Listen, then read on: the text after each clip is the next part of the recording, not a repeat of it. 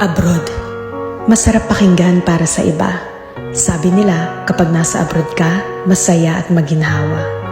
Pero ang totoo niyan, kaakibat nito ang lungkot at pangungulila. May mga panahong gugustuhin mo nalang sumuko, pero nangingibabaw ang tanong na, bakit ka nga ba nandito? Oo, may mga maswerteng nakakaangat sa buhay. Pero aminin nating hindi lahat pinapalad na magkaroon ng magandang buhay.